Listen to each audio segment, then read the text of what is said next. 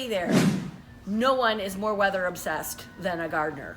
And at this time of year, March, it's fraught with lots of anticipation and also disappointment when we have a 40-degree day and then the next day we get a snowfall. So one of the things that we can watch for is when days are consistently 40 degrees or above, whether the nights are cool or not, is a time when sap starts to run.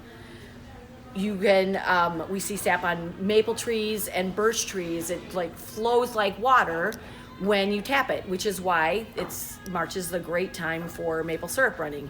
You can do that at home if you have a sugar maple. You can get a little tap and put it in there. Birch sap is also really fun.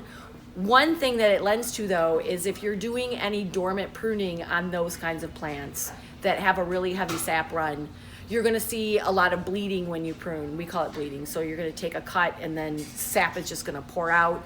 People get really concerned about it. Don't worry, as the pressure equalizes, it will slow and you don't have to do anything, no pruning paint or anything like that.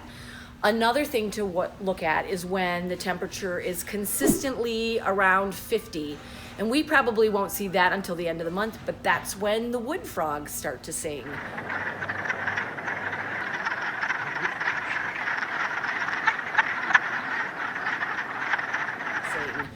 And probably little tree frogs too, and the planet just starts to wake up. It's our favorite time of year.